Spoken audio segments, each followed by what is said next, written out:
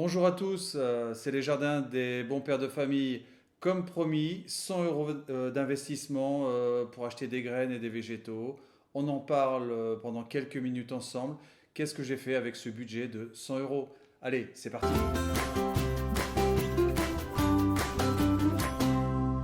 Pour commencer cette sélection, j'ai d'abord choisi d'acheter des graines de butternut. Les graines de butternut, l'année dernière, malheureusement, j'ai oublié d'en acheter et ce sont mes courges préférées. J'ai vraiment été malheureux de ne pas avoir cette année de quoi déguster des butternuts. Donc, pour ne pas oublier, j'ai tout de suite sauté sur l'occasion. J'ai acheté les graines de butternut. Pour continuer, j'ai pris des mûriers Prime Arc Freedom. Premièrement, ce sont des plantes qui sont facilement marcotables ou bouturables et puis c'est très très bon. Et au niveau économique, acheter des mûres au magasin, c'est extrêmement cher lorsqu'on veut faire des gâteaux, des choses comme ça. Donc, j'ai pas hésité, super investissement, 50%, 6,50 € pour les mûriers sans épines, Primark. J'ai ensuite un classique choisi des navets atlantiques, des petites graines qu'on peut déjà planter très très vite en début de saison, 4 euros. Vu ma consommation, je pense que c'est un très bon investissement. Les carottes de Colmar, le classique, je ne suis jamais déçu. On n'a jamais assez de carottes à la maison, on adore ça. Couscous, euh, tout un tas de plats avec de la carotte. Donc on n'en a jamais assez. J'ai choisi donc la carotte de Colmar, le classique de la carotte. Mûrier, encore un autre mûrier hybride, Thornless, 6,50, sans épines, très productif. Je n'ai entendu que des compliments sur sur ce végétal. Donc j'ai pas laissé passer l'occasion, j'ai pris les mûriers Thornless. On continue avec la betterave noire d'Égypte, un classique de la betterave rouge, 1,70 €, ça ne se refuse pas. J'ai ensuite choisi de compléter par graines, les grosses graines de haricots d'Espagne, orteils de prêcheur, qualité extra et peut-être même vivace. Donc on les plante une fois et plusieurs années ensuite, ils se remettent à pousser et à produire des haricots de très très grande qualité, aussi bien gustatifs mais aussi des graines qui se conservent très très longtemps. Donc mon choix s'est porté sur le haricot orteil de prêcheur. Évidemment, j'ai pris son cousin, mais en version naine, un haricot d'Espagne nain.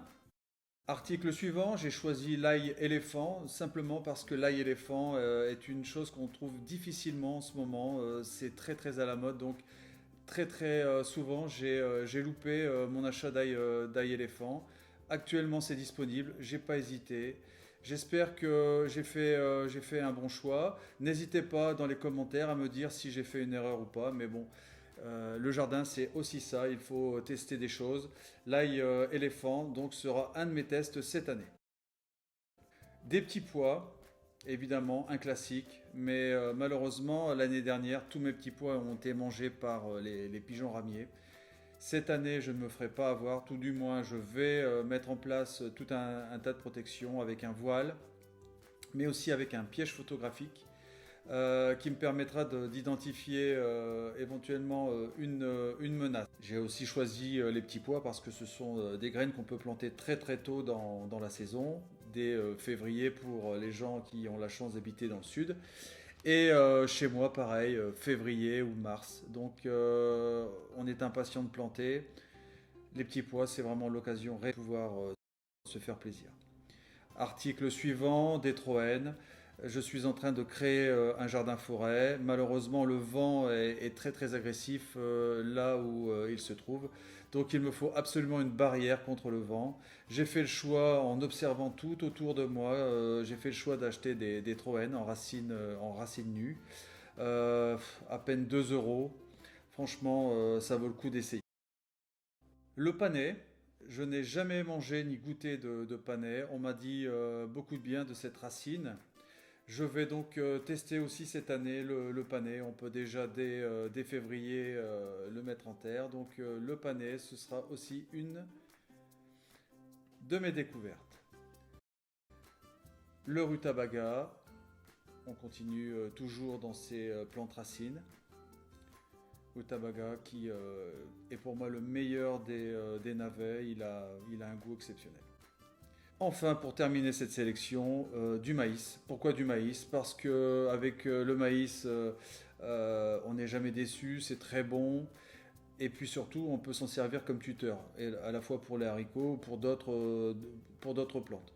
Donc, une plante qui te nourrit, une plante qui te permet d'avoir des tuteurs, double emploi, c'est parfait. Donc, cette année, on va manger du maïs. Aujourd'hui est maintenant terminé. J'espère que vous avez apprécié ce contenu. Dites-moi dans les commentaires si vous êtes d'accord avec moi sur cette sélection que j'ai faite. Si vous aimez mon travail, j'espère que vous allez mettre un petit pouce bleu et éventuellement vous abonner. Je vous donne rendez-vous très très vite. À la semaine prochaine. Ciao ciao.